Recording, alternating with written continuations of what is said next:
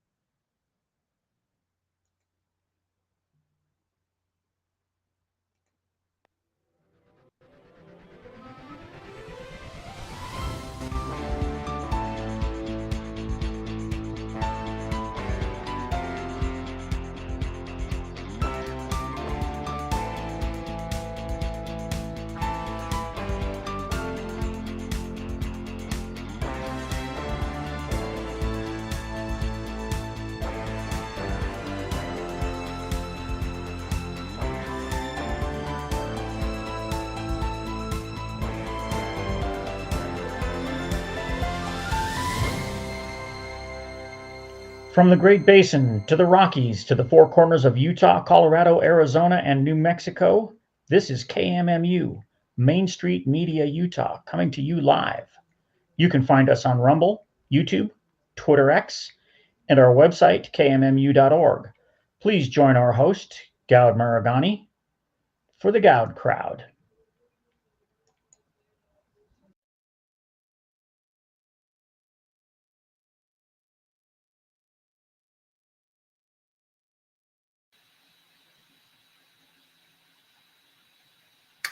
Hello, everybody. It's me, your favorite homosexual, Goud. Okay, so welcome to the Goud Crowd. I think I have a kind of interesting show for you today. We're going to talk about how I've been threatened with a lawsuit from Senator Jennifer Plum. She thought she was going to silence me, but actually she's just piqued my interest into the topics that I've been talking about. We'll also talk about Candace Perucci. She's a representative from House District 49 and whether her rhetoric matches her record. And then we're also going to talk about whether Salt Lake City is violating the International Fire Code that they have adopted. Just a few small things before we get started. I've had quite a day here. Unfortunately, I can't tell you guys all the details about it, but I'll just say that, as your favorite homosexual, or one of the prominent homosexuals in Utah, I've been targeted by a lot of very powerful people, and dealing with that it can be a little bit draining, to say the least. And it makes me worry for other people in Utah, because it's very, you have to withstand all of that pressure. And, I've been okay so far, but I just wonder if other people can do it, because I don't think I'm the only one that's been the target of this type of these types of efforts by powerful groups and individuals. I wanted to also say that I am super excited. A friend of mine is an MMA fighter, and he's fighting in his first fight on May 8th. I think a lot of you guys probably know him. His name is Joey, and I cannot pronounce his last name, so I'm going to apologize and just say he's married to Sarah Dawn Montez, a fellow Republican. All right, you should get your tickets. I will be there. I'm super excited. I've never been to an MMA fight, so it's going to be really cool to see what that's like. I'm hoping to get some good ringside seats, although I feel like that could also end with blood splattering on you. So, I think I gotta balance the want to be close with don't want bodily fluids splashing on me. And the kind of interesting note is that Alaska, and I only bring this up because I've been to Alaska a bunch of times and I've always dreamed of moving there and living there. But it turns out they're thinking about imposing an income tax, and I can't imagine why anyone would move to Alaska if there's an income tax. So take that for what it's worth. I think that actually, it's a beautiful place, but I think a big draw is no income tax, especially because it's more expensive to live there. But if they impose an income tax, I feel like people won't want to live there. And finally, before we get started, I have my own law practice. It's called the Maragani Law Group. And so if you are looking for legal services, please reach out. You can DM me. You can email me. It's Goud, goud.maragani@proton.me. Or you can call me. So let's get started. Mr. Producer, can we get the phone number up? If anybody wants to call in at any point in time during the show, you should feel free to call in, ask questions. We want to hear from you if you have any feedback. Coming right up. Thank you. Okay, so let's start with Jennifer Plum. I know I'm getting a little bit out of order from my post about the show today, but this one just really, I find it fascinating because I think we have for anyone that's paying attention to politics in Utah, there is a pattern where elected officials do not like being, they don't like any criticism. And their answer when you criticize them is to turn around, to attack you personally, it's horrible, the stuff that they do. So attack you personally, destroy your life. Like they have no qualms about doing things like contacting your employer. I know because that happened to me. But let me see if I can pull this up. I have screenshots, and last week, Miss Plum sent me a message on Facebook where she threatened me with a lawsuit if I don't stop reporting about her. And just to kind of put this into, here we go. Just to kind of put this into perspective, my reporting on her has been about the fact that she transed her son for clout. And she's actually a great example of this. There's a lot of liberal white ladies who trans their children for clout because they want to get into office. They want their friends to like them more. For liberal white ladies, if you don't have a gay kid, the next best thing is to trans your children. Then all your friends will love you at their little wine parties and stuff. So let me share this with you. And we'll look at her message to me. Let's see. Where is it? I can see it in my tabs. Okay, hold on. How do I do this? Sorry, I'm just trying to share this with you. I got to keep talking while I'm saying this, right? God, you got to stop. Oh, now I'm inviting people. Let me share the screen. Oh, I see what I did. Okay, hold on. So let's see here. Oh, I guess I was looking for jobs. So I don't think you need to see that. Definitely don't need to see that because we all know that there's people in Utah who will run around contacting people and say that, oh, you can't hire him. He's not a good person. Blah, blah, whatever. Let's see. This isn't popping up here. This is a little frustrating. Oh, here we go. Okay. I think this is it. Let me share. Okay. I think you should now see it. There we go. Okay. So I got this message from Jennifer Plum on Facebook. We have never, ever, ever had private messages with each other. So I've never texted her. I've never called her. I've never emailed her. I have never DM'd her on social media. I have seen her on the Hill, but I have never interacted with her on the Hill because if you know who she is, she looks crazy. And I have a hard and fast rule that I do not interact with crazy people because nothing good will ever come of that. And so that's why I don't for those of you who listen to the show, that's why I don't talk to Amy Winder Newton. She's crazy.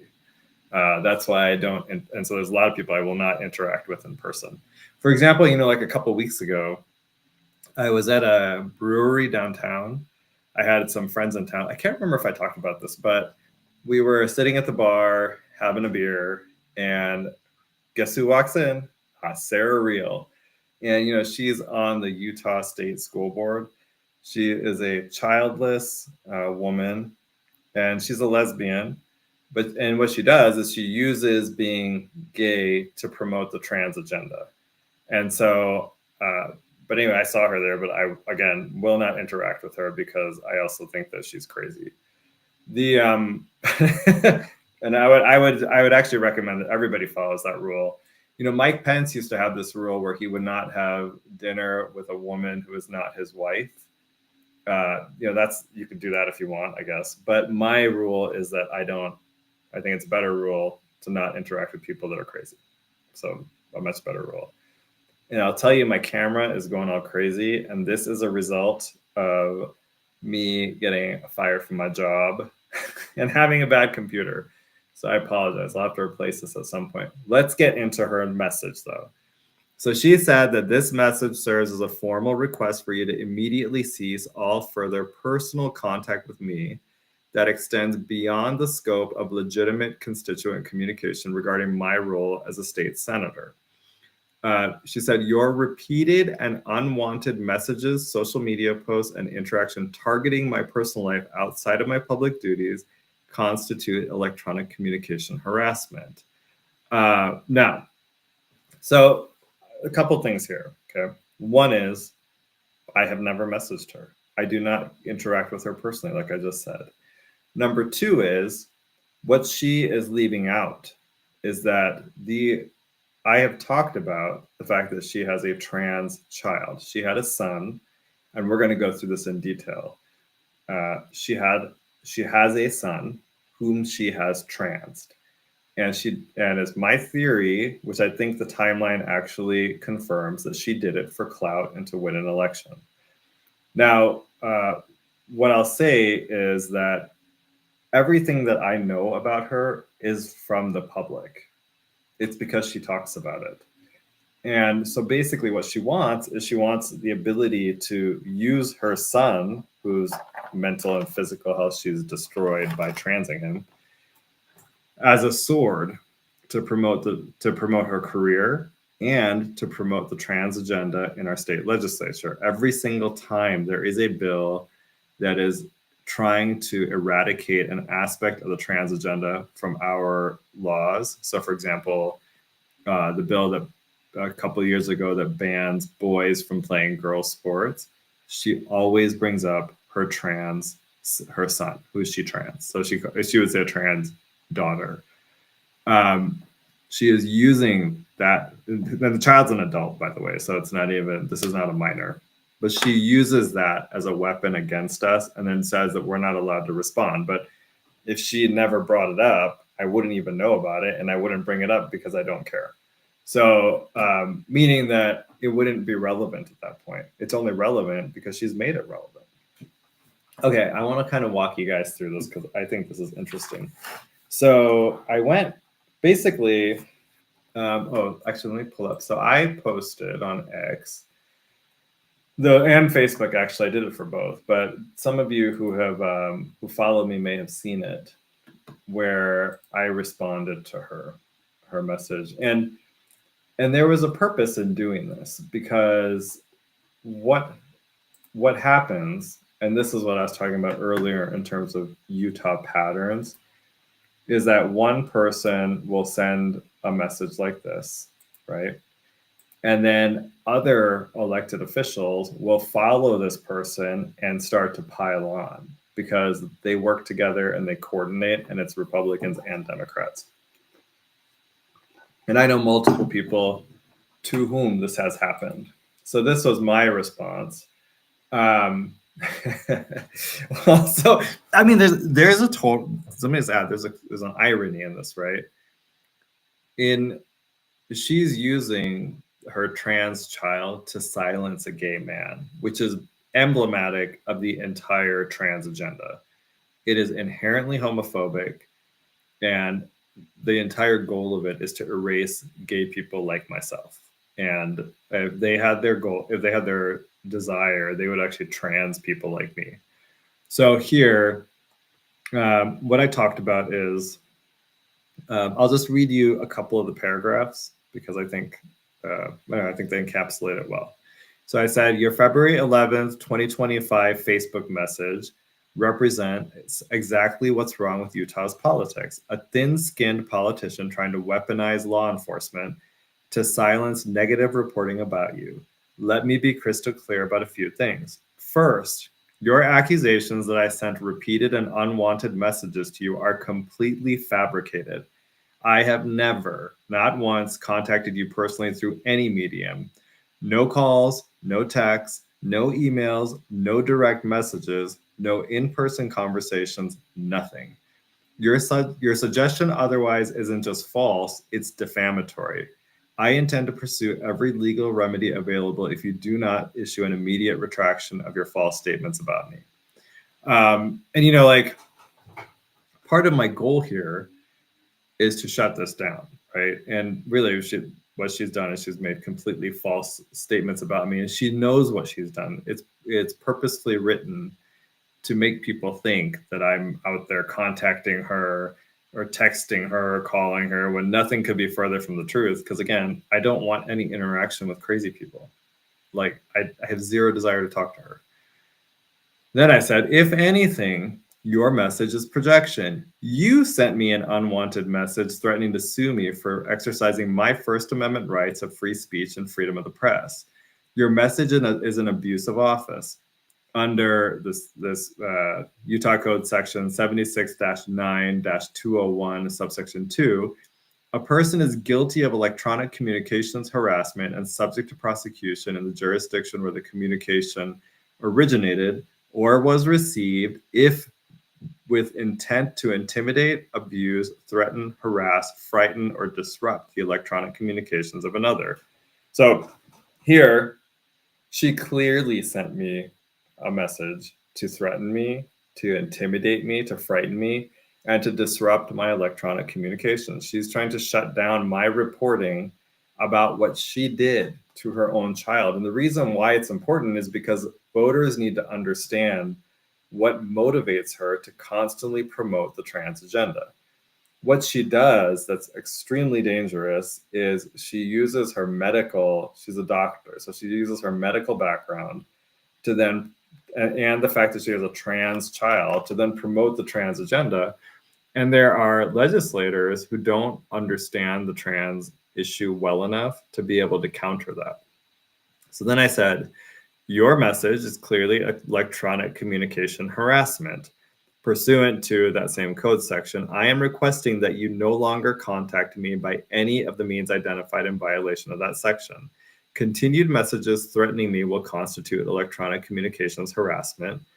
If this behavior continues after this notice, I will pursue legal action and refer this matter to law enforcement for criminal charges. If you have an issue with my reporting on X or in the weekly rundown, you can respond on social media for the public to see. Now, if you actually read her message, which I posted on my social media, I took the last couple sentences of this paragraph are actually from her message to me. I figured I might as well just mirror what she said. Let's see if there's anything else I wanted to highlight. Oh, and then I just said, here's a civics lesson for you desperately need. When you bring your family into political discourse and use your personal story to advocate for controversial policies, you don't get to cry foul when citizens push back by reporting the facts about what you've done. The First Amendment doesn't have a hurt feelings exception, right? And here's the thing, the bottom line of all of this is my reporting is protected by the First Amendment. That's what it is, it's reporting, because I see myself as a journalist. But even so, I also have a First Amendment right to report about elected officials. She is an elected official who is bringing up, again, the child that she transed, to try to defeat legislation that I would like to see passed.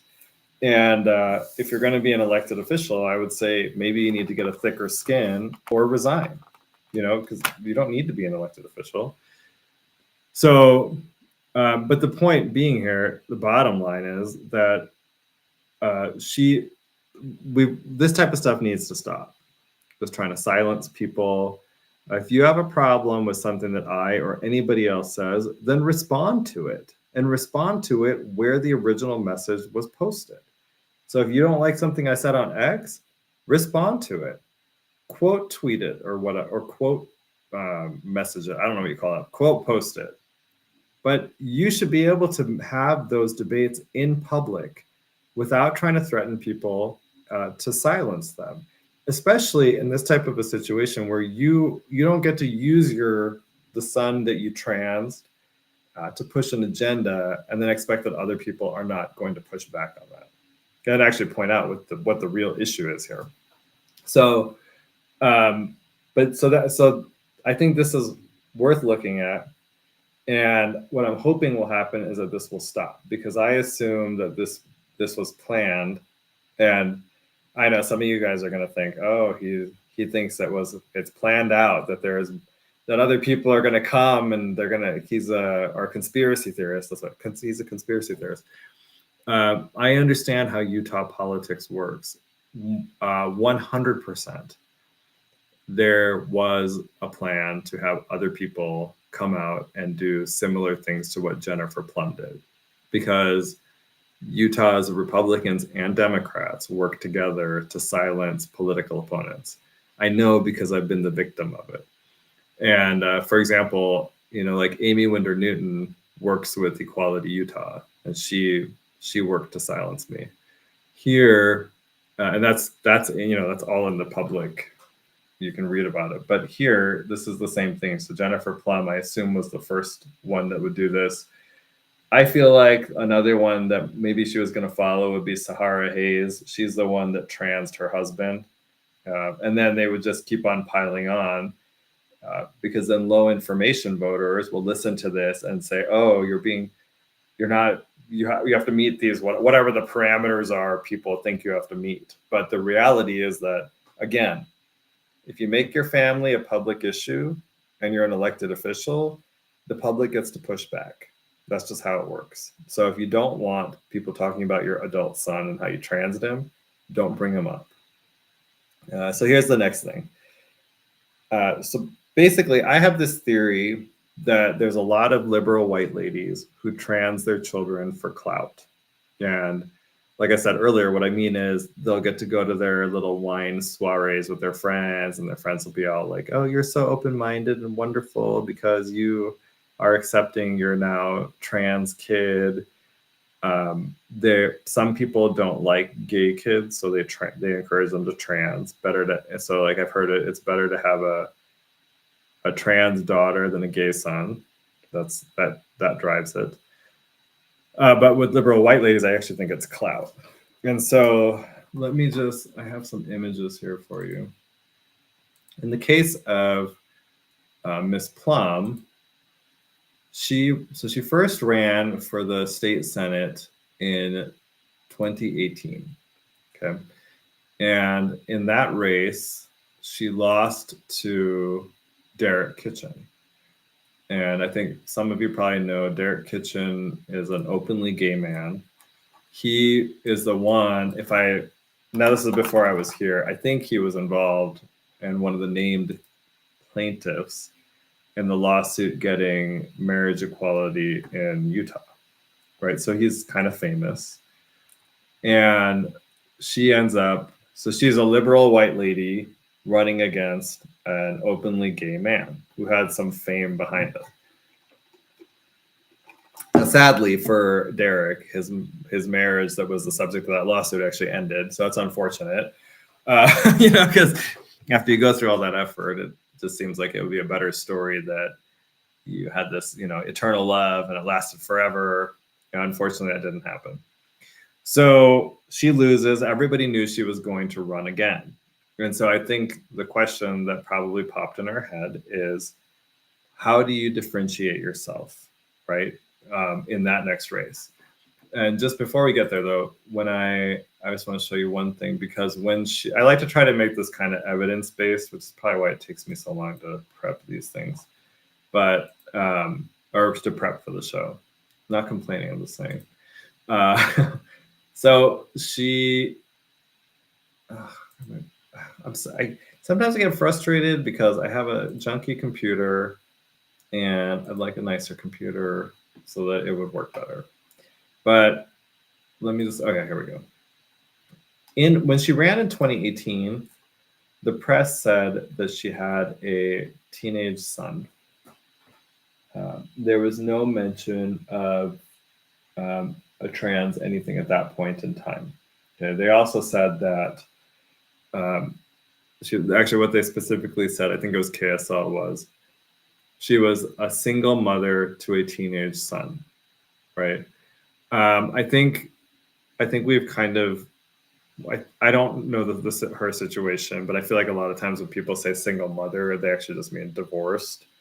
For me, at least, there's a distinction between actually being a single mother versus being divorced and, having an ex-husband who was also responsible for your children. But I think some of this is because, there's kind of a push. I think there's like kind of a societal push to keep fathers in these divorce situations out of their children's lives or something weird. I don't know. Meaning that not from necessarily individuals, but more from like a government perspective where they would rather fathers not be involved anymore. So that's how it was described in 2018. So she loses that race. And like I said, everybody knew she was planning to run again. And I think she lost that race at least partly because she was a liberal white female and she ran against a liberal gay guy, right? And so in the Democrats' oppression Olympics, obviously a liberal white female loses to a gay man. I think that's how that works. If they're in the same party, just so we're clear. I think if you're a Republican, then it goes out the door. So then between 2018 and 2021, somewhere in there, her son transitions to a female. Okay. In 2021, she starts coming out again and discussing her, or I said 2021, 2022, late 2021, early 2022 is when you start seeing mentions in the press that she has a trans child. That's what she's now referring to him as. So here's some images so you can kind of get a sense of this. Yeah, so in February of 2022, this would have been the legislative session.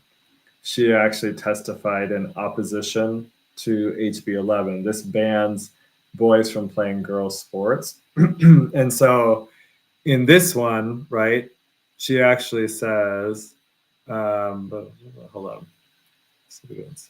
My child is not a problem. My child is a straight A student. But she said, sorry. Dr. Jennifer Plum, a pediatrician and a University of Utah professor, told lawmakers she is the parent of a transgender child. So this is February 2022. You now have mention of it. She's already planning to run for the state Senate, which would have been later that year. So this is a buildup to it. Here I am. I have a transgender child. Then the Utah Pride Center, she has this. She allowed them to make this flyer with her, or it was kind of on social media. And then she says here, Dr. Jennifer Plum, a proud mother of a transgender daughter. We don't need a crystal ball to know that the effects of this legislation, fueled by fear and misunderstanding, will be transgender children like my own daughter will be made to be hurt and unvalued. So she's talking about HB 11 here. Then here's another one. She's even using, this is a photo of her and her trans daughter, so her son. You can see what she did to her poor son. Then if you keep going, she then she ends up beating Derek Kitchen, I think in the summer. And when she beats him, she does an interview with KUER and again features her trans daughter as the main thing. And actually, she's got this photo pinned to her profile now. Then this one's actually kind of funny. There's this transgender reporter named Erin Reed who is partners with Zoe Zephyr, I think is his name, in Montana. And these two it's two guys who transitioned to women and now are a couple. So basically, like, I think that they must have been, I assume, actually, I don't know, because if they're attracted to, well, I think they were gay, or whatever. They're both boys before. Now they're both girls, and they're in a relationship. So it just seems like a really circuitous route to be gay. Anyway, that Aaron Reed reports on transgender issues from an activist perspective. He actually blocked me on social media because I think it was during HB 257. He testified, and I knew who he was, and so I excerpted the clip and I posted it online. And I was like, "Look at this! I mean, this is a ridiculous person who's now talking about how if he comes through our airport, what is he going to do?" And the answer is use the men's room or use an individual bathroom. That's the actual answer, even though HB 257 actually, I think, exempts the airport from its rules. So then here she is in 2024. She opposed HB 257, and she talks about how she felt like she let down her trans child. So, and my whole point here is, again, if you're going to make your child a sword, and again, adult child, let's all be clear about this. This is an adult. But if you're going to constantly make your adult child a part of your campaign and a part of your efforts to defeat legislation that is intended to help eradicate various aspects of the trans agenda from our society, we get to talk about it and we get to expose it, right? And make sure people understand your motivations as an elected official, because it helps them then figure out how to counter them. In this case, Jennifer Plum transed her son. I think, and I think she did it for clout. And when I say that, I mean, she probably when he had gender dysphoria issues, and who knows why he had them, instead of helping him become comfortable in his birth sex, she probably helped him go down that path of destroying his physical and mental health, because deep down she knew it would help her political career. And so now she's going to be an activist all the time. She's going to promote the trans agenda in every aspect of legislation that she passes. And that's just what it is. And we need to understand that. And a big reason for this is I want to make sure that she does not get into higher office, right? It's one thing for her to be the state senator of, I think it's Senate District 9. So Senate District 9 is up. This is like the avenues, the rich, woke, white, liberal people that live up there. She's their senator. I'm guessing that if you walk around there, there's probably an extremely high rate of transgender kids. Actually, there's a very low percentage of children. I am sure lots of transgender kids. And so there's nothing I can do in a liberal district like that. Someone like this will constantly get reelected. But what I would like to do is to prevent her from ever becoming a congressperson, a senator, a governor, a lieutenant governor, any sort of office where she could start pushing this agenda on a broader scale across the state. She can kind of do it as a state senator, but there's even more power as a governor, as Governor Cox has shown, where she could push this all over our state. And so that's the purpose of my talking about this and reporting on it, and I will continue to do so. If Jennifer Plum has a problem with it, she could, she can do whatever she wants. As far as I'm concerned, she can take her threat and she can shove it where the sun don't shine, because I've got First Amendment rights and I plan to keep using them. If you don't like it, you don't like how people are reporting about you, then my suggestion is resign. Okay, because honestly, your policy positions aren't any good anyway. Okay, so that's what I have on that. I don't know if, like I've said, if anybody has any questions or you want to talk about, if you want to talk about anything, feel free to call in. the number, actually, let me start this way. You are listening to the Goud Crowd, and on KMMU.org. You can listen to us on my X handle, on YouTube, on Rumble. Is there anywhere else? I don't know. And you can call in. If you want to call in, the number is 385-899-2134. I would love to hear from you if you are wanting to say something, whatever that is. Okay, so that's that issue. Next, let me talk. I'm going to go a little out of order because I wanted to talk about this fire code issue. This one is really fascinating. So in Salt Lake City has adopted the International Fire Code.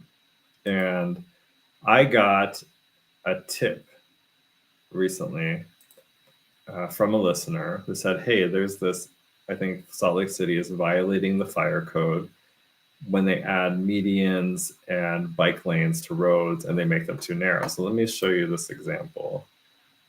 I actually went out there and took photos of what this person was talking about. I'm hoping you're going to see a photo. There we go. Okay, so this is, hold on. Where did I put this? Oh, this is 2100 South, or 21 South, sorry, and 11 East. And it's over by the Whole Foods and Sugar House. So do you see, I don't know, can you guys see this? Do you see my little pointer here? So they added this median in the middle. This is cement median, and then the sidewalk here. And I don't know if the sidewalk is new, but at least the median is. So the listener told me what happened is he was over here for something. The traffic was clogged, and the fire truck actually, when it drove here, had to put its tires up here to be able to, so up onto the curb. So two of its tires had to go up onto the curb for it to be able to get through this area because of just the congestion that had happened. And, you know, when you think about this, it's, if someone calls a fire truck, seconds matter, right? I mean, if there's a fire going on, you need them to get there as quickly as possible. And there are multiple areas around the city where the city has put in these types of medians, bike lanes, and made all these efforts to narrow the lanes and to slow the traffic. Well, the problem is, what happens if a fire truck can't get through there quickly? And so let me just give you a couple of the citations from the fire code, and I think this will make a little bit more sense. But in the fire code requires that, so first, hold on. So Salt Lake City has adopted the International Fire Code, as has the state of Utah. It requires that roads be at least 20 feet wide in each direction so that emergency vehicles can pass without obstruction. The code also requires roads to be a minimum of 26 feet unobstructed where buildings are over 30 feet high, because that's to allow the deployment of ladder trucks with stabilizing arms. So here, I measured these two lanes you see, and I don't remember what direction they go in, so I apologize about that. But let me tell you they were each direction was under 13 feet. Yeah, so one direction was 12 feet 4 inches, one was 12 feet 6 inches. So the side, this side where the car is was 12 feet 6. The other side was 12 feet 4, and then there's cars parked here as well.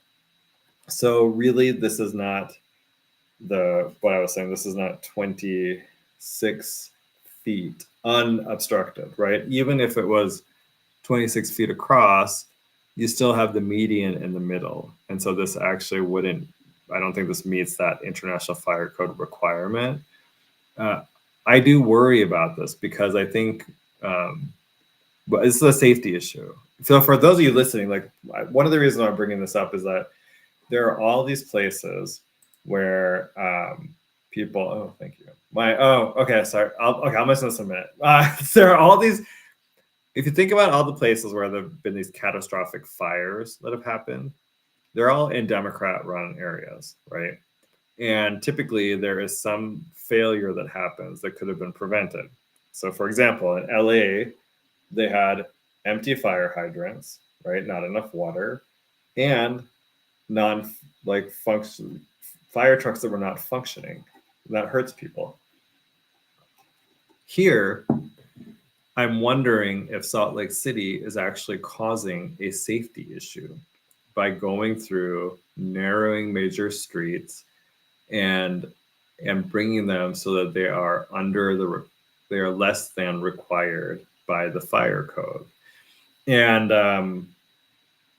the reason why this actually popped up this week, which is what I think is fascinating, is the legislators actually proposed a bill to deal with this issue.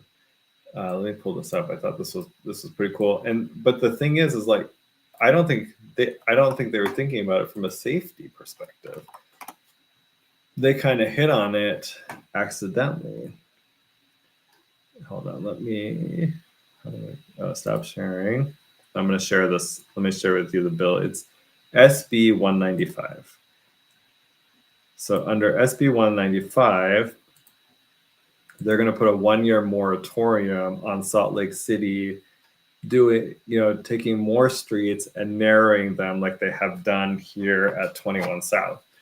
And so what I think is so interesting about that is they're doing it because of what it's doing to traffic flows.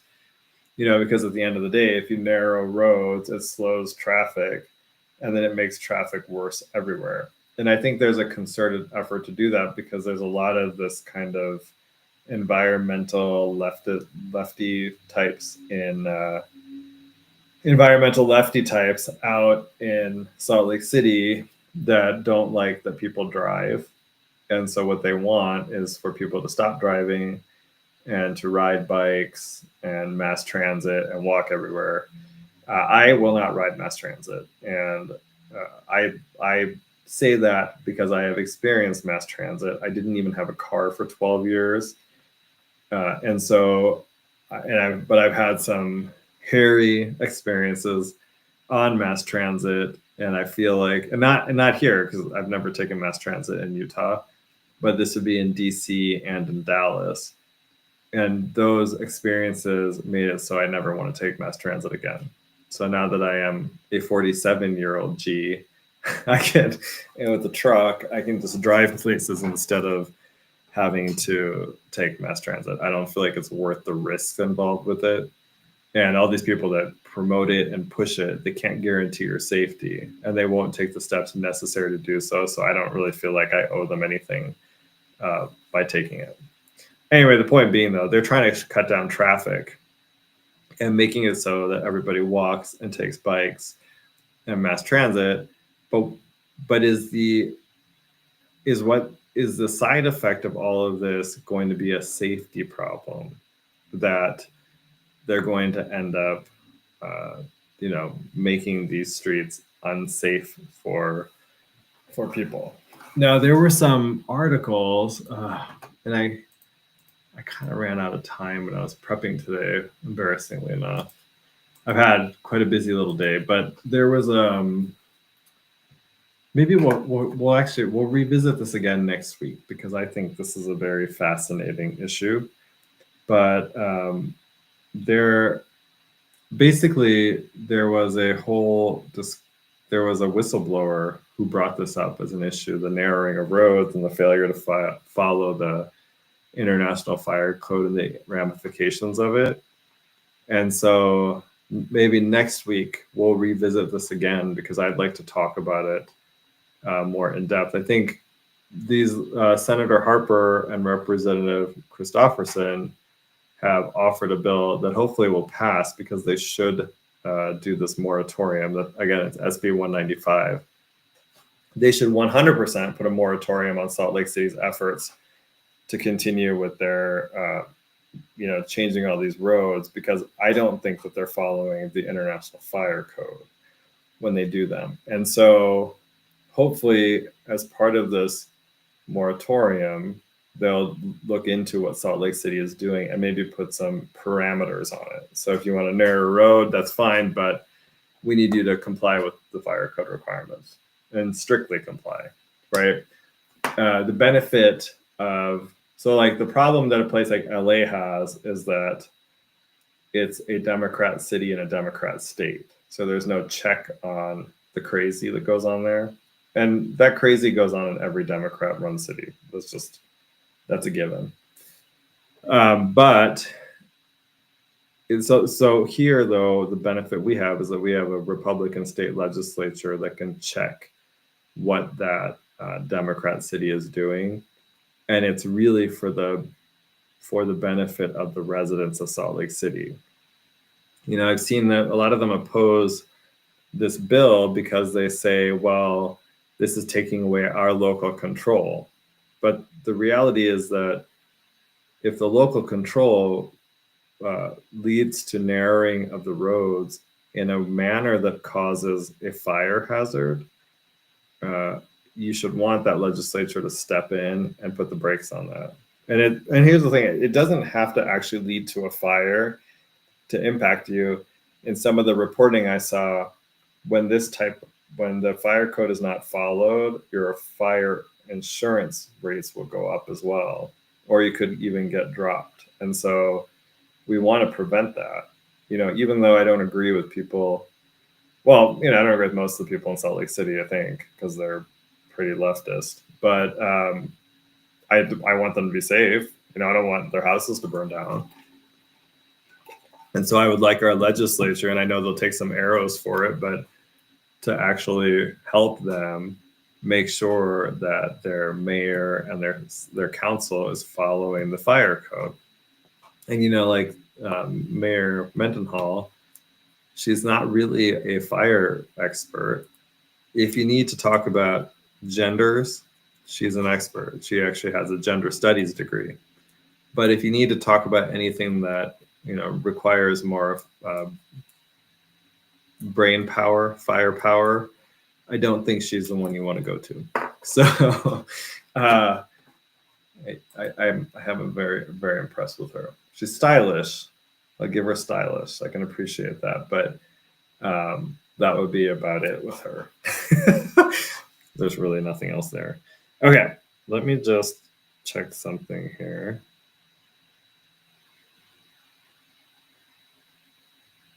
I have a friend who might want to call in, or part of the Goud crowd. You know, I will say my calls lately have been a little bit sparse because some of my peeps seem to be having some issues. You know, I don't know. I mean, hopefully we'll get them back on board. You know, the Goud crowd is like a permanent. It's like the Hotel California. Once you come in, you can't ever leave. Anyway, okay. Okay, let's talk about Candace Perucci. I think this is kind of interesting. So Candace used to be my house rep until she got redistricted and moved. Well, I don't know if it's moved or it's just that the lines moved south of me and I got put into a new district. So now she's down in, she represents mostly Harriman and some of Riverton. And I think there's been a real question about whether her rhetoric matches, or her record matches her rhetoric. So let's take a look. Oops, that's what I do. Hold on, let me pull this up for you. You know, I'll kind of explain why I'm even talking about this because it may seem like a weird topic, but I think it's necessary. So here is, let me get to the right. So I take these notes before I do my shows, right? Because I want to make sure that I kind of am organized in my thinking. And I should probably have put page numbers at the bottom. Okay, here we go. Share screen. Here we go. And can I just, okay, before we get to this, let me just say, I have been listening. Oh, that's true. My producer says last week was a holiday. That is true. I mean, you know, if you're part of the Goud crowd, you are allowed to take vacations. So I will forgive you if you couldn't call in because you're on vacation. It was very true. the irony is I think I had a friend in town, but I couldn't bring him on because he's not political. He's the one that actually recognized that there were he's never seen, he's gay, he's like one of my gay friends, and he was like, I have never seen as many transgender people as I have seen in Utah. And I was like, I know. Now I'm conservative, and I view this differently. He doesn't view it as a negative thing. He just thought it was interesting. But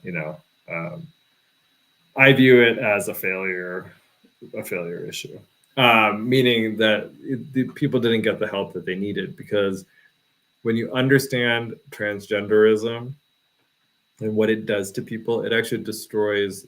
Typically it's people that have a mental health issue already, and so then when they go down this path, they make body modifications, but your body is not made for those modifications, and so you're never comfortable in your skin. And then they also they take hormones that are opposite of what your body wants or needs. And all of that just destroys your physical and mental health. And another kind of interesting piece of this is that when they do that to people, they can no longer have sexual pleasure. And I know sometimes when I talk about this, people think it's kind of like a throwaway issue, like not that important.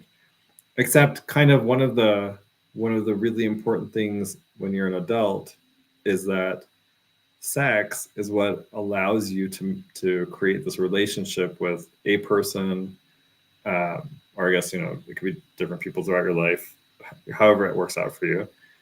But it is what changes a relationship from just a friendship into something more. And without that, you can't develop that kind of relationship. And so, just as an example, there are these men, they end up turning their penis into a neo-vagina.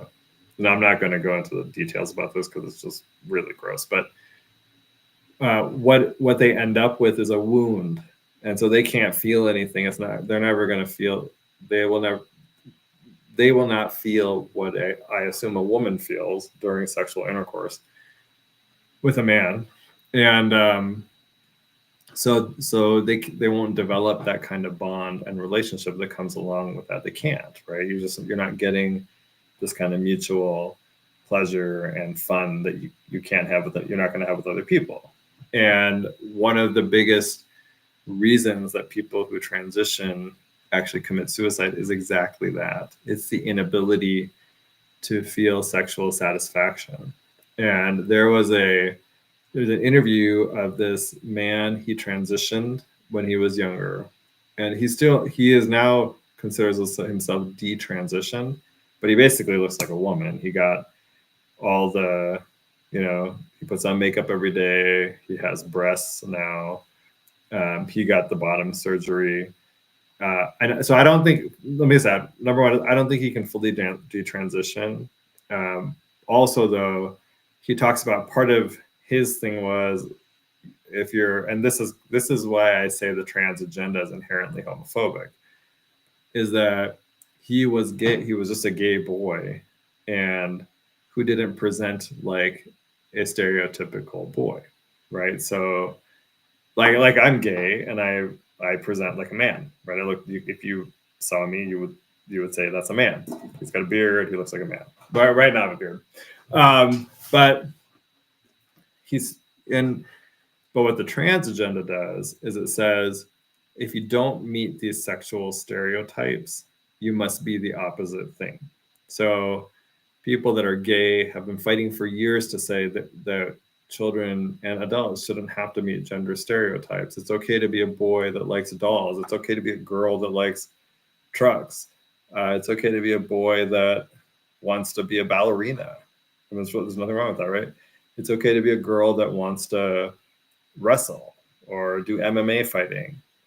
All of these things should be available to everybody regardless of your sex. And then what happens is that, some people end up being gay.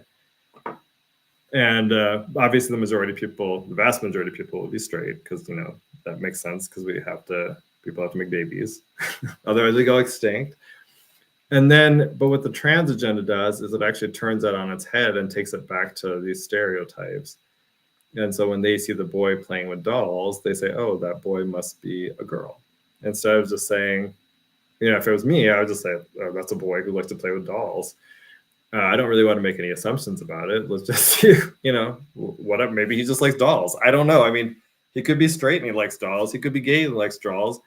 I just let him figure out whatever he wants to be. Who cares? But that's why I think the trans agenda is so dangerous. God, I can't even remember why I got down this path. Let's see. Oh, but okay, sorry. That person who I think immigrated when he was a kid from like Bulgaria or Hungary or something like that. So he has like a kind of cool accent. He talked about he had the surgery and now he can still feel himself because some of his, he still has some of his penis and he can still feel himself getting erect, but he can never get satisfaction. And just think about like the mental things you go through when that happens to you and how that would impact you. And that's my point about why I don't think, I think everything that we do when it comes to people that are suffering from gender dysphoria should be to help them become comfortable in their birth sex. You know, God gave you a body. I mean, you don't even have to believe in God, but you were given a body and that body works, and we can, if there's issues with it, we can work with it and figure out what's wrong. But you cannot change your sex. And so we shouldn't tell people they can change their sex. We should not help them change their sex. We should only help them become comfortable in their birth sex, because that is how they will become the happiest. Okay. And then my other thing was I listened, this is what I was thinking about this, but I listened to Becoming Brigitte. I don't know if any of you have ever listened to this, but Candace Owens did it, and it's about Brigitte Macron. And let me just say, I think that's a man, but it is totally worth a listen because it shows a level of dishonesty that is amazing. And I think it's less, I think in the old days, they could have gotten away with it and we would have never known because of the way everything, because there was no internet, right? Because Brigitte Macron is pretty old. I think Emmanuel Macron, I wonder if I think he might be my age. Let me look. Hold on. It's a quick little internet search. Emmanuel Macron. Let's see when he was born. Yeah, actually, we're at the same age. He was born in December of 77. And, you know, like, so when I was a kid, there was no internet. I mean, this internet stuff really, like, I think it kind of started, it might have started when I was in high school. But it was, you know, like the whole, where you would use AOL and it would like dial you in, and then you'd have like little chat rooms or whatever. So it's totally different than what it is today. And I don't think that I can't remember when I was a kid ever thinking like this would be what it is today. And so I think if you're back in that time and if you think Brigitte Macron, let's see how old she is. Brigitte. Let me see. 71 years old. So I'm saying he was born in 1953. So he's like my dad's age. My dad and mom's age. And so back then, I mean, there was probably no one even probably imagined there would be an internet. Well, I guess maybe in the US there was some stuff going on, but I'm just saying like normal people probably did not think this was happening. And so what's fascinating about this story, and it is worth listening to all 6 episodes that she did, because she'll lay out kind of some pieces of it, and then she'll do an interview with a journalist who's been working on it for 10 years, and then do kind of like an epilogue to the whole thing, where at the end of it, she's doing a little more speculation because there's pieces of the story that they just haven't been able to figure out yet. It's worth a listen because, like I said, people should question more of our history and wonder whether we've been told the truth, right? Because I think the internet's made it harder to lie. I think X being free speech now actually makes it much harder to lie about stuff, but that wasn't always the case. I'll give you an example of maybe this might be speculative, but it's kind of funny. My dad, my parents are from India, and my dad told me that they grew up in Hyderabad, which is the 5th biggest city in India. It's actually in the center. It's basically in the center of the Deccan Plateau. I'll pull up a map while I talk about this. But my dad said that the American consulate in Hyderabad set up a TV, a big screen TV outside when the U.S. landed on the moon. This is kind of funny. Just give me a sec here. Okay.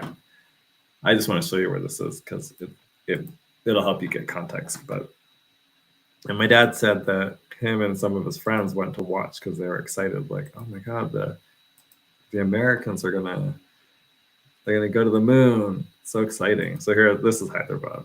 It's right in the middle. It's kind of in the middle of, this is the Deccan Plateau, and then it's right in the middle. And so my dad said, while they were watching it, this old man rode by on his bicycle. And he was like, and I've been to India a bunch of times, so I can actually picture this. It's like the country's actually, it's totally funny. Old people that are hilarious. My grandmother used to crack me up with some of the stuff she would say. My dad said the guy came up and he was like, what are you guys watching? And they were like, oh my God, the Americans are going to the moon. This is so cool. And the guy said, he was like, that's totally fake. The Americans are always saying stuff like that. They do a little film and they show it to you. They're not on the moon. And he just rode away on his bike. So I guess maybe an earlier conspiracy theory. But like I said, I feel like there's no harm in asking about history and whether we've been told things that are accurate or not. I also do wonder, if we've got to the moon at one point, why has it been so hard to get back? That's been my question, but whatever. Okay, well, let me get to my little Candace Perucci story here. So, so Candace, let's see here. Here's what this is. So I was posting about how I don't think that, Utah's a little bit different. I suspect some of this is because a lot of people are LDS, and LDS people seem to be a little bit soft on immigration issues. So to be fair about this, I do think that my view is every single illegal alien should be deported from the US. I want you all to leave, either because you are physically removed, or we shut off all of your ability to make a living and to live here, and you just voluntarily leave, right? Because there's two ways to handle illegal immigration. One is you physically remove people who are here illegally, like they're doing with ICE raids. Number two is you shut off every single financial benefit that illegal aliens get, tax benefits, welfare benefits, housing benefits. You shut it all off so that they voluntarily leave because they cannot live here anymore. Okay, that's my view of it. Now, she does not have that view, but she talks as if she does. And if you had that view, her legislation would be very different than what it is. So I posted this saying, look, I think this is great. They're going to use Hill Air Force Base to deport illegals. This is the Salt Lake Tribune, so they call them migrants. But we all know that's just that's a euphemism for illegal alien. And then I said, deporting illegal aliens is important for national security. It is important for that. And if Governor Cox and Candace Perucci want to oppose these efforts for their big donors, so be it. At least people will know where they stand. Because I think part of what's happening is that people don't actually understand Candace. They don't understand Candace's actual record, right? Because her rhetoric sounds very different than the record. So she said, dude, kind of weird for an elected official to be referring to someone as dude. You're making up lies and have been doing so for a long time now. This is kind of standard fare for elected, I would say, females in Utah. Okay, like you already saw, Jennifer Plum threatens a lawsuit. Amy Winder Newton, she actually went and contacted the National Log Cabin Republicans to get our local chapter dissolved because she didn't like how we exposed that she raised money for Equality Utah and supports them. And then you got Candace Perucci. So then she said, I have said multiple times that we will work with the Trump administration and am running legislation to tighten up our laws around illegal immigration, right? This sounds great. This is not the reality though, okay? So then I said, look, I'll just talk about this on the show because honestly, her response to anything is to name call, it's just to be dishonest about legislation that she passes, to name call, and then to try to destroy the credibility of the other person. I've seen her do this multiple times, and honestly, it's just exhausting. So easier to just talk about it. And by the way, if she's listening, she's welcome to call in because I'm happy to talk to her about it.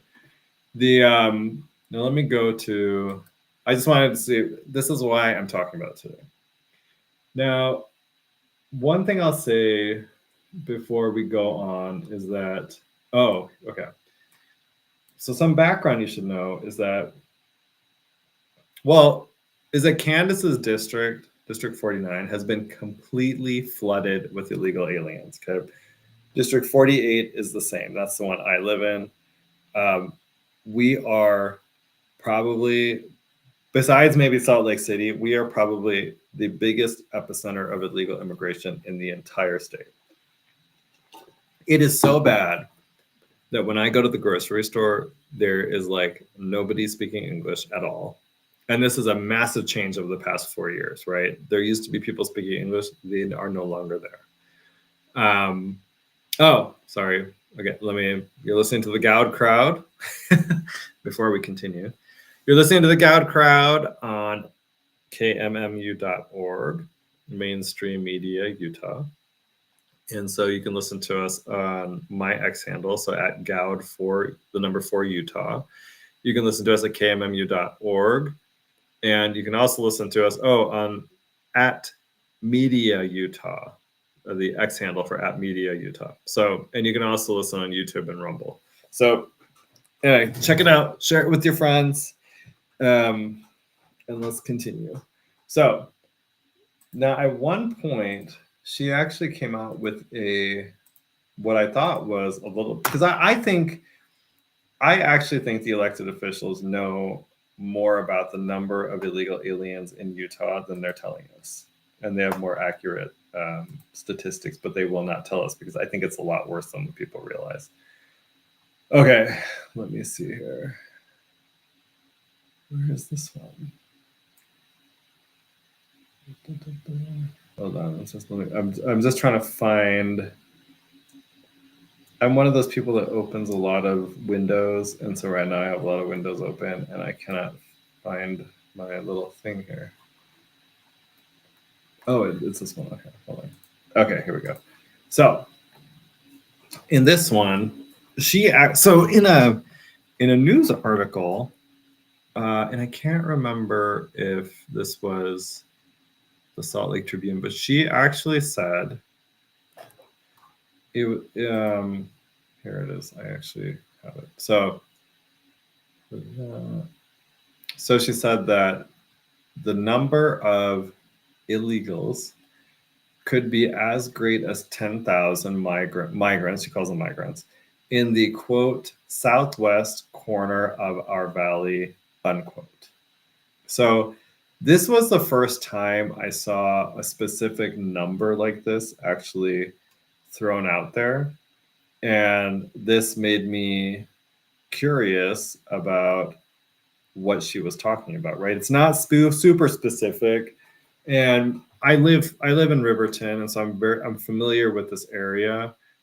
What I'll say is that in the southwest corner of the valley, I would interpret this as being maybe like South Jordan, Riverton, Harriman, Bluffdale, like that kind of corner, right? And I don't know if she meant something bigger than that. I actually emailed her and asked her for clarification because I was kind of wondering what geographic area she was discussing, because we could extrapolate information from that. I also asked her like what the basis was for this number, because I suspect that she has better information than I would be able to get.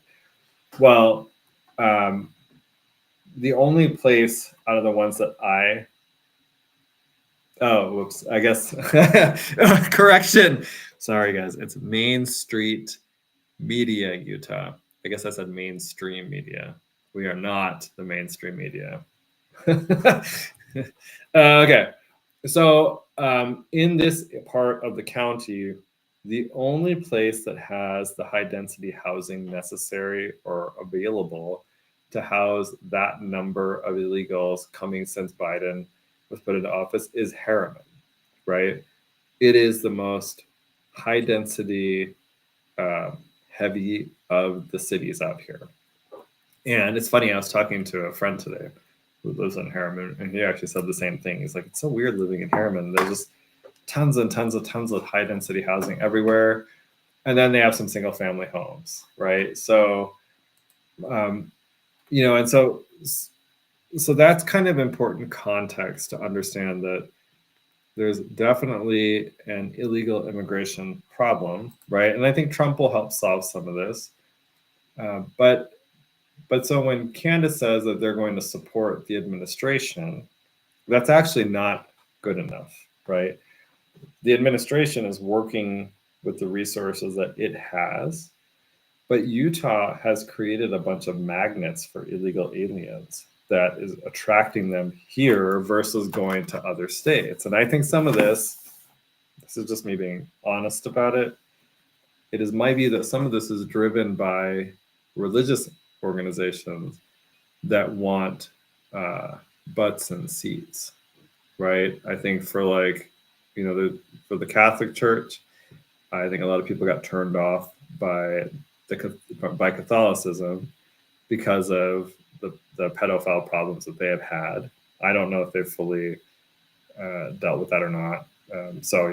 But that definitely impacted their numbers. And my own theory is that I think the LDS Church is having some issues as well, not because of I don't think they have a pedophilia problem. I think that there's more of a woke problem, that there seems to be a little bit, I talk to a lot of people, and there seems to be a little bit of a disconnect between congregants and maybe where they see the messages being sent by church leadership on some issues. Not all issues. It's just there's some areas where I think people see it as being woke.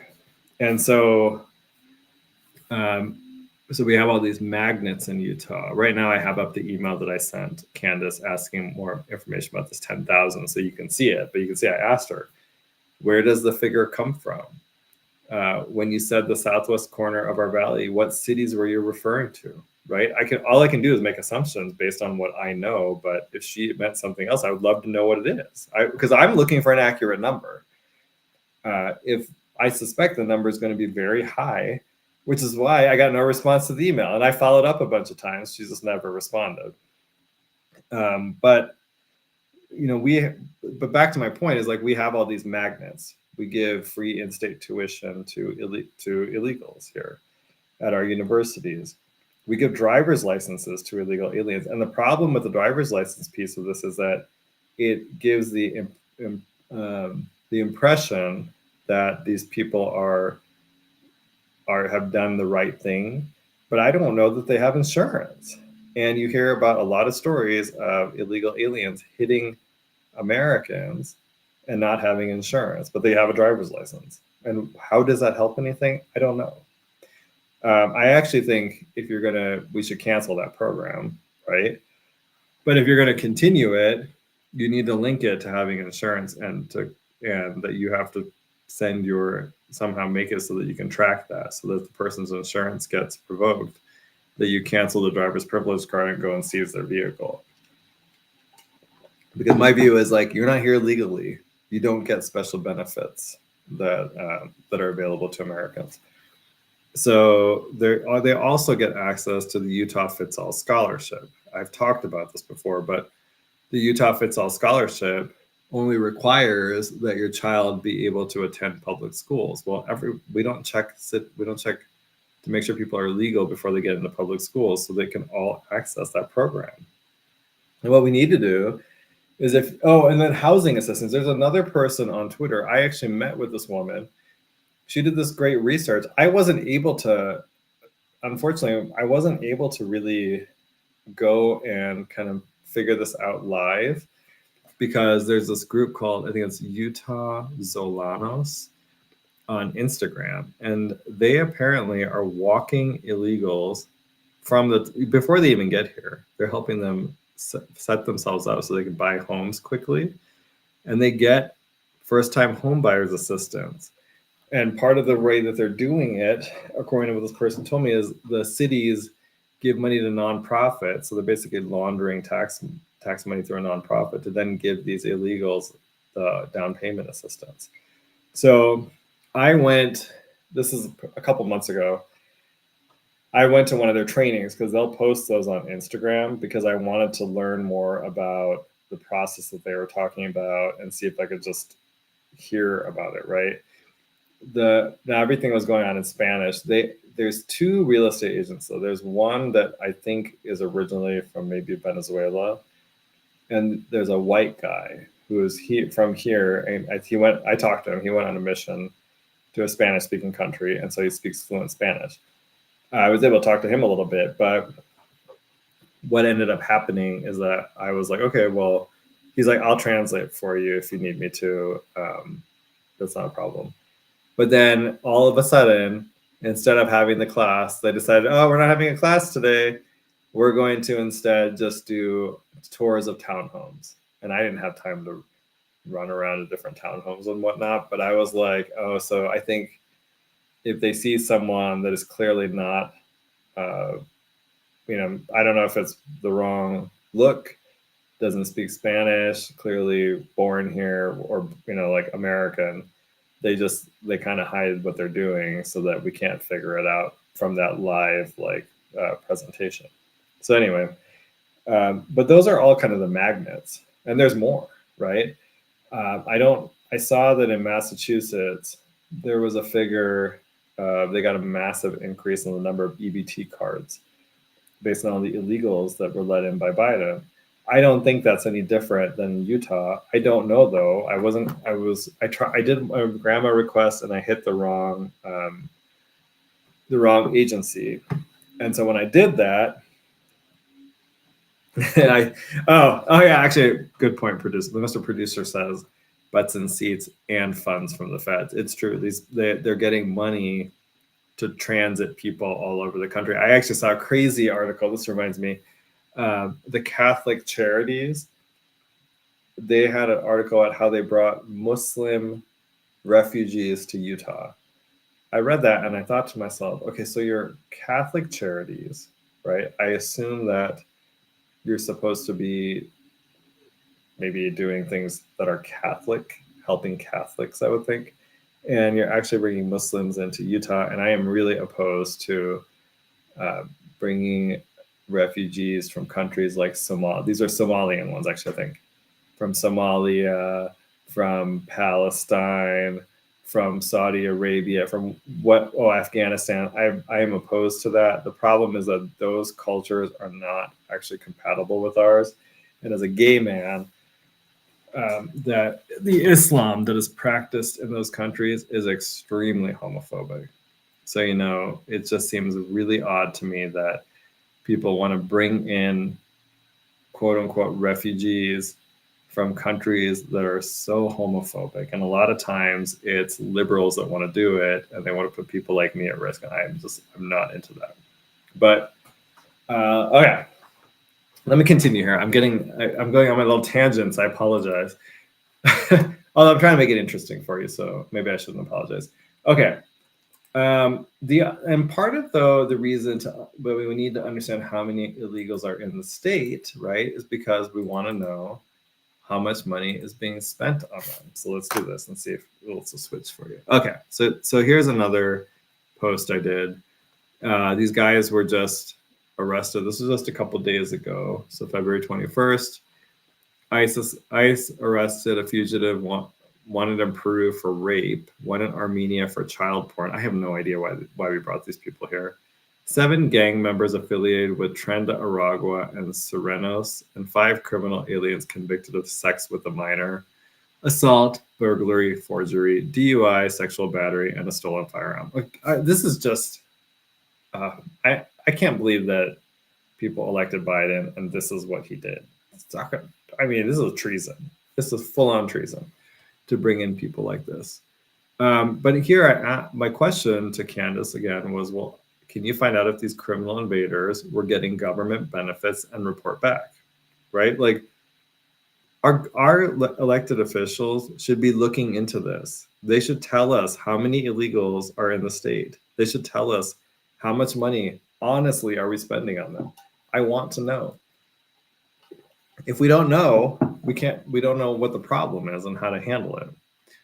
Okay, well, let me tell you. So then let's talk about some of her legislation, and how she talks about it. So one of them. I wanted to start with HB 257. Okay, and so HB 257 is a bill that limits men's ability to access women's locker rooms and bathrooms. And so this will be men who are pretending to be women, right? For bathrooms, for bathrooms, it's bad. They can use a woman's bathroom as long as they don't cause alarm. I don't know why we couldn't just get a categorical ban on men and women's locker rooms and restrooms, but I think part of it was that Candace and Kira just weren't willing to take on the controversy, I guess you could call it. They thought it was. It's weird to me because this poll is 80% in favor of restricting men from women's sports, restricting men from women's locker rooms, from bathrooms. This is totally a winning issue, and Utah's legislators just mess it up every single time. I will say this. I think this session, they're passing that bill to ban men from dorm rooms, and that bill is actually much stronger than HB 257.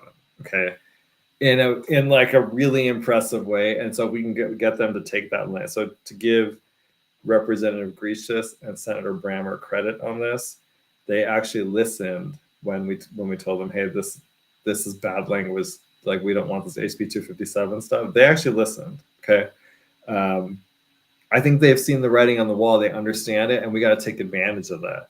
And now go back and fix HB 257. But with this, we wanted a categorical ban. We tried to get it at Salt Lake County. Obviously, we weren't able to because Salt Lake County is run by crazies. And let me show you this, because I think this is important. And this gets to my point about being dishonest. So here's Candace on the Hinckley report. But first, before I play this, so Candace was telling her constituents that she helped ban men from women's locker rooms and from the bathrooms, right? And that's actually not true. So men can use women's bathrooms. It is not criminal. If you ban men from women's bathrooms, then it will be criminal trespass for a man to go into that bathroom. They didn't do that. They just said, you just can't cause alarm. They didn't put the restrictions in that we needed. And for the locker room, they said if you get bottom surgery and an amended birth certificate, you can use the women's locker room. But really, we need to change that as well. You should never be able to use the women's locker room.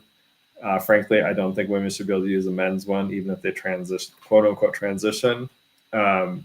If you're in that position, you need to go and use a single locker room or go home and change, or use the one with your birth sex. But if you're not willing to use the one with your birth sex or a single one, you can go home and change.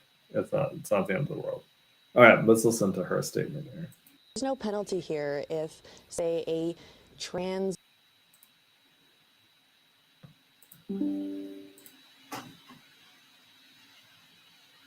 It's very unfortunate that this seems to pause every time I try to play it. Woman goes into whatever restroom they'd like. If they go into the bathroom,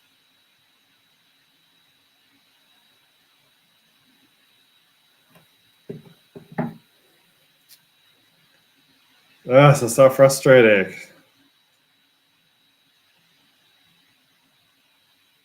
Bathroom, go to the bathroom, come out. There's no penalty here.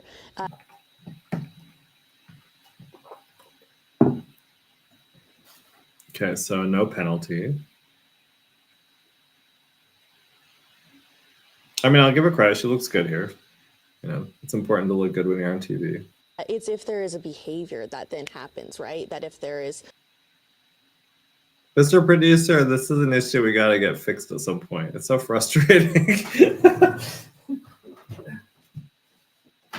me turn this on. Okay, there you go.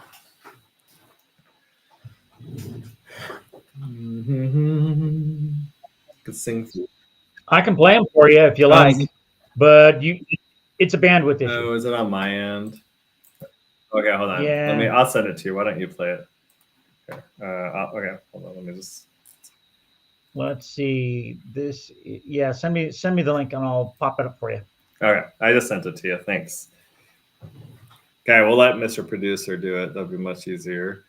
But what you'll see here, and here's my issue. I think. Oh, let's see. Do I need to stop sharing? Let me do that. Okay. Let's see. This is going to be so exciting when it actually works. I guess I have bandwidth issues. I have an old computer. It's coming. It's coming. There is this great. There's this. I don't know if people used to watch Roseanne. It was my favorite TV show growing up. There's this great episode where she becomes a commentator on TV, and she'll start saying stuff like, it's like something happens. She says something like, "Oh, I love blah blah blah," and then like, "I love cake, wedding cake or something," and then people send her, all these companies send her wedding cake so she could talk about it on the show. I wish the show was such that I could say, "I would love a new computer," and then everyone could send me a new computer. I guess a man can dream. Okay, while Mr. Producer pulls that up, I'll just say this. The legislation, my problem here is it was just a dishonesty about what the bill does, right? When I pointed out that men could still use women's bathrooms and locker rooms after the passage of HB 257, Candace's response was to tweet and say, this was taped, and that she had actually said this, right? Because she did. Then she said, this was taped prior to the final passage of the bill as it evolved through the process on the Senate side. And then she said, you're just ticked because I endorsed your opponent. Also, next time, why don't you just pick up the phone to have a real conversation? Super classy. Well, I guess I'm not classy or whatever. I don't really care. Although my parents might disagree with you. What I'll say though is that, oh, here we go. Okay. Let's listen and then we'll continue. Okay, let's give this a try. See if this works. There's no penalty here if, say, a trans woman goes into whatever restroom they'd like. If they go into the bathroom, go to the bathroom, come out. There's no penalty here. It's if there is a behavior that then happens, right? That if there is, you can walk through lewd behavior, assault, it walks through those things. So I view the third sub as still focusing on behavior. I know that there were some definitions added that help tighten the language again, but there's no penalty here if, say, a There, that was better. Much better. Okay, give me a second. Sorry, guys. I had a friend who keeps calling me, and I keep not being able to respond to her. I'd have her call in, but I don't know that. Okay, so here's the point. When I brought up that this is how the bill landed, she then said that wasn't true and that it changed. That was incorrect.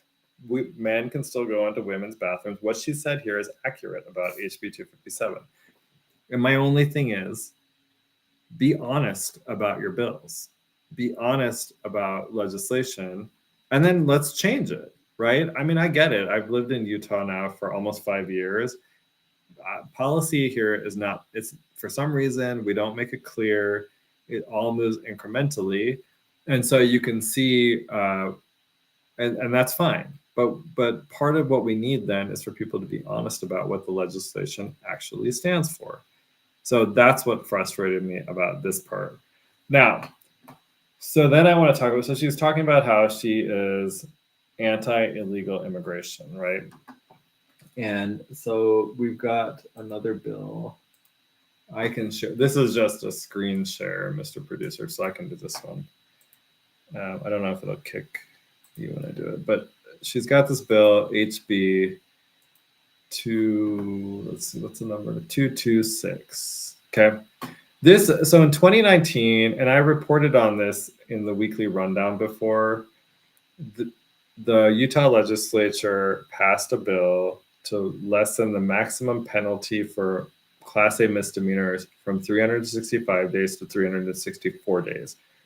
That was specifically done to make it so that if an immigrant, either legal or illegal, commits a misdemeanor, that they would not be deported for it. Okay, and so, you know, I disagree with this policy generally because I think if an immigrant commits a crime, that we should not want them here anymore. I'm not really sure why we would, but I will say that I can see the arguments from the other side in 2019, right? This is before they massively, I mean, we probably had 20 million illegals under Biden. The circumstances are totally different now, right? And so they did this in 2019. I would not have done it. I think that's a bad policy move. But Candace this year proposed a bill and made a big deal about how they're going to go, she's going to reverse that bill and make it so that all Class A misdemeanors have a maximum penalty of 365 days. And that would mean that if you're a legal or illegal immigrant convicted of a Class A misdemeanor, that you would be deported, right? Well, it turns out that all the hoopla was premature because as this bill has gone through the process, they've weakened it. So now, instead of being all Class A misdemeanors go back up to 365 days. The bill only increases the maximum penalty for offenses against the individual. That includes assault, stalking, threats against a school, child abuse, reckless endangerment, and more.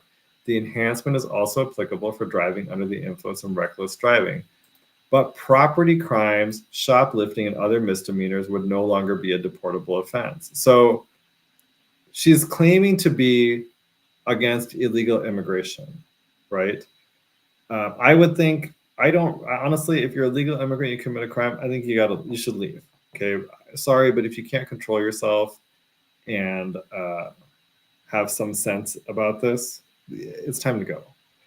But I come from a family of legal immigrants, and oddly, no one's committed crimes. We don't have this problem. It's really easy not to commit crimes. So here you go. So already, she's claiming to be she's all against illegal immigration, but a bill that she's running, she weakened it. And so here's what I think would happen. I suspect she would argue, well, Goud, there's this issue where maybe someone's child who's a minor shoplifts. Are you now going to say that we're going to deport them? Okay, fine. Why not say it would be 365 days unless you're under 18, right? Because once you're over 18 or over, you need to be an adult and take responsibility for your actions. You can take account if there are specific issues you're trying to address. This bill does not do that anymore. This is the sign of someone who's weak on illegal immigration. And if you want to show the proof that she's weak on illegal immigration, drive through her district full of illegal immigrants. There's now gang violence in Harriman because there's so many Venezuelans there. And I'm not saying all Venezuelans are in a gang, so don't try to go spread those rumors, but they have the Trenda Arago gang is now active in what used to be a safe suburb. So, okay, so that's one example of weak on immigration. Okay, again, I come at this, I want all the illegal aliens gone. Bye-bye, get out. You're using our resources that we need for Americans. And honestly, I want my taxes cut. I have to work really hard, and then 50%, the government steals 50% of my income to give to other people. I don't want to give any of it to people that aren't supposed to be here. So get out. I would like a tax cut so I can work less. Okay, so here is, let's talk about financial incentives, right? So just as background, one thing you should know is that Candace is planning to run for Burgess Owens' seat. Now, I don't know if it'll happen in 26 or 28, but it is impending. And from my sources, Burgess Owens will probably endorse her as well. So everything she does is setting up to run for higher office. She is your quintessential climber, right? That's what she's been doing for years. Only had political, she's never had a real job. All of her jobs have been political. She worked for, I think she interned for Mike Lee. Everybody, I guess, does that. Well, except I haven't, but everybody, I guess, that's from here does that. She worked for, oh, I can't remember his name. There's that representative. He retired. Was his name also John something? He was a really nice guy too. Very I liked him. He was very down to earth and cool. And then she worked at the Sutherland Institute. That's all political. It's all she's ever done. Her husband's the same way. He's a government affairs guy, which essentially means he's a lobbyist. So she passes the Utah Fits All Scholarship, right? There's some controversy about this because, I think there's some controversy because people who homeschool are opposed to this. The reason they're opposed to this is that this actually, if you take the money, they can then add restrictions to your homeschooling. Now, there's a lot of people that are taking the money that are homeschoolers that like it. And frankly, Candace has talked about how Utah is the only state where I think it's 80% or something of the money is going to homeschoolers. So really fascinating. So obviously it's a popular program.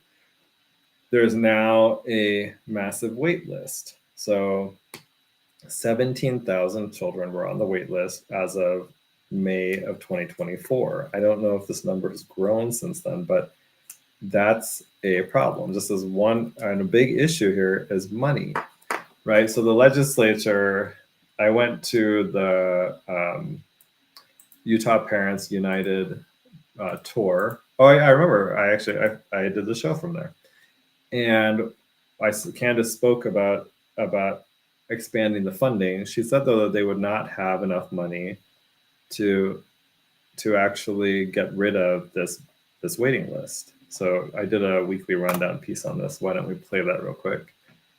Oh, should I send this to you, Mr. Producer? Hold on. Let me do that because it's going to freeze on my end anyway. Well, give it a try. Okay. If it stutters, you can give me the link. Okay. I'll send it to you just in case.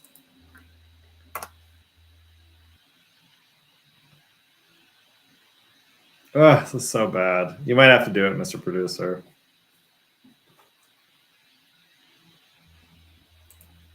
Coming right up. Okay. So basically the point, when we watch this, you'll see, our legislature they have $1 billion to give a subsidy to Gail Miller. When Gail calls, the legislature answers. You can't even, and by the way, you can't even say her name in a legislative hearing. They'll actually make you stop talking. I know, because it happened to me. And then they gave $1 billion to Ryan Smith. That's the owner of Qualtrics and the Utah Jazz. Okay, here we go. Let's see. Utah's politicians prefer Gail Miller and other billionaires over their own constituents. In 2024, of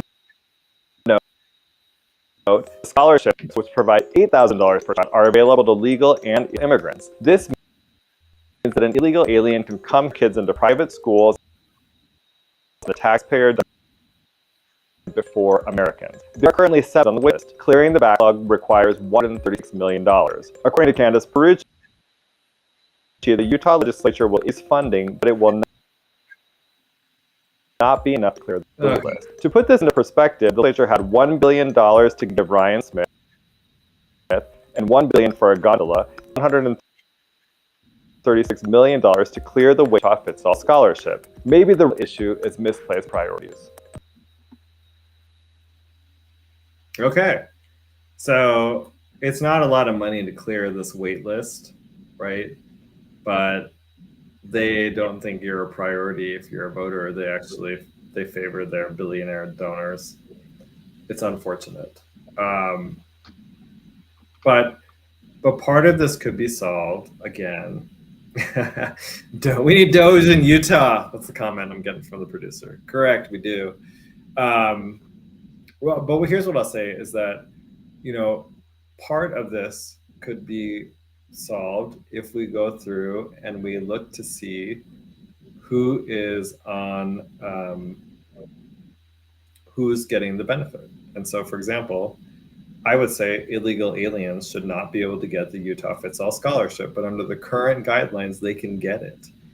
I also would say I don't think legal immigrants should be able to get it too, because I think priority should be given to citizens. If you legally immigrate here and you don't like our public schools, I guess I'm kind of the mind, then why did you come, right? That's not really my problem. You voluntarily stepped into this. If you want to send your kids to private school, that's great, but you should pay for it.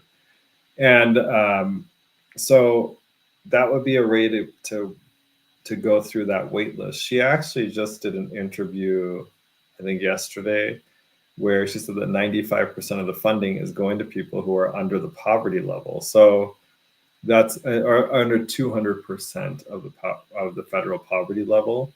And so this is being given to people who, I'll be honest with you, I was surprised by this because I went to this Americans for Prosperity event, and people who talked about getting it did not strike me as being poverty, or they struck me as people who probably made more than 200% of the federal poverty wages. So I was kind of surprised by her figure, and I don't know if there's a disconnect or I don't know why. Actually, I don't know the actual, the details of anyone's life. I'm just making assumptions, but I was kind of surprised by that. But one way to cut this wait list would be to, again, make it so only citizens can get it. And, again, there's obviously going to be you're going to have to go through and think about the policy. Like, is it citizen children? I would say yes, citizen children. But I would say, if you're here illegally and you brought your kids here illegally, you don't get to do the Utah Fits All scholarship, right? In fact, you should go home. That would be my message. Go home. And if you don't like our public schools, then you can go home and go to your public schools in your home country. You don't burden us with your problems. Okay. So, and I think, and here's the other piece of this is that we don't even know how many legal or illegal immigrants are getting that benefit. She was able to say the income level, but the interviewers didn't ask her any other questions. That's part of the problem of what happens is our mainstream media here, they won't ask those types of questions because they support unfettered immigration to the state, right? So they're not going to do anything that would damage that. Some of them are owned by the same organizations that are trying to flood the state full of illegals for other reasons. And so guess what? They're not going to ask those questions. It hurts the agenda. So all of that to say, though, is here, if Candace actually wants to help with illegal immigration and to do it for her own district, again, I live right next door to it, and I can tell you this area has been flooded with illegals. It's impacting the schools. It's impacting the education that children are getting. And so if we want to actually fix that, we have to get these people out of here. And we cannot just depend on ICE to come in and physically remove people because they have limited resources. They are going to be focused on criminals. But we need them all to go. Everybody. If you're here illegally, you need to get out. And some of you, like I said, I know are sympathetic to this, but you need to think about it. That's very true. Very true. Sorry, my producer makes comments and then I read them and I'm like, oh my God, that's so true. He said, seems odd that Candace is in office as a Republican. Correct. To be fair, look, but I'll say this, so for people out there who are soft on immigration issues, I think one of the things you have to understand is that will impact you and your children, especially your children. I was reading somewhere that something like a quarter of construction workers are illegal aliens. Okay, that should be a middle class job that any American can go and get. But when illegals start getting those jobs, they undercut wages for Americans, and they make it so that you can't live doing that job anymore. And so if you have children, and a lot of you guys have a lot of children, you may have 6 children, and maybe one of them wants to be a construction worker. Well, if he or she wants to go and do construction, I want them to be able to make a middle class living doing that. That is respectable work, right? Actually, it's I'm a lawyer. I think it's actually probably more respectable than what I do, because honestly, you're actually building something at the end of it. Yeah, it's not like a bunch of nerds like arguing about stuff. It has real, you're actually building someone a house or building a building or whatever. And that's the case across the board. It's every single job where illegals go and they flood it. It's just driving down wages and destroying the ability of people to make a living doing jobs that don't require a college education. And that's the whole purpose of it. It's to enrich, and what I mean by that is that it enriches the rich people who own those companies at the expense of the middle class. That's the only purpose of it. And then they also destroy higher skilled worker wages. And when I say skilled, I shouldn't say that. I mean, they require college education or whatever. But the tech jobs, they do the same thing with importing all the H-1Bs from India. I could do a whole show about how that's a scam. And I know about it personally because I know people who've done it. And to my making me so mad and angry, but at the same time, like this is what rich people do, right? These kind of billionaires are always trying to suppress our wages. Their kind of fealty to money is something I can't even imagine. I mean, imagine being Mark Zuckerberg. He's wealthy beyond all comprehension. He can never spend all that money, but he's worried about what he's paying his employees, right? So he's got to bring in those H-1B visas. Okay, so I gave you a couple. Let me give you one more example for this. This is this one's kind of interesting. Now this one will, first of all, she did this one with Mike McKell. So Mike McKell is the governor's brother-in-law. So to keep it in the family here. I don't actually know if Candace is also related to the governor. Who knows? During the way Utah operates, I feel like these people all might be related.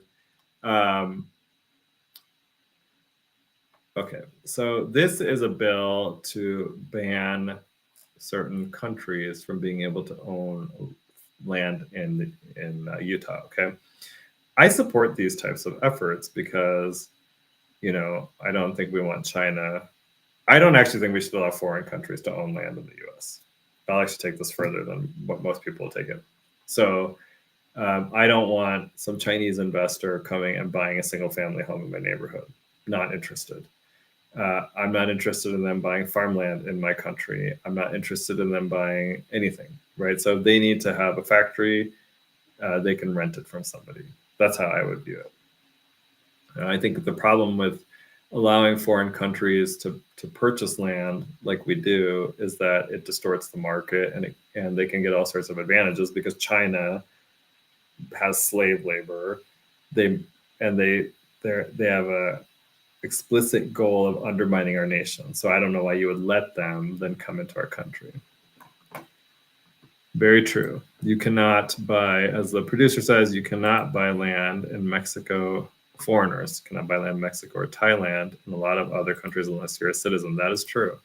And I think we should follow the same rules. In fact, when I ran for the state house, I don't remember if I had that. I was going to ban hedge funds from buying homes, right? Single family homes, condos, townhomes. It was fascinating because, like out where I live in Riverton, a lot of the people here have, I would say, 4 to 8 kids. When I first moved here, it was crazy to me because everywhere else I've lived, people have like 1 or 2 kids. So seeing all this many kids per family it's cool. But then they're concerned about their children's ability to buy a home in their neighborhood, right? Or to move back to Utah. And so I proposed this, and what was fascinating is that the delegates liked the proposal, but I got this pushback that it was anti-free market, right? But then if you actually understand how free markets work, I'm not even sharing. If you understand how free markets work, hedge funds are not free market at all.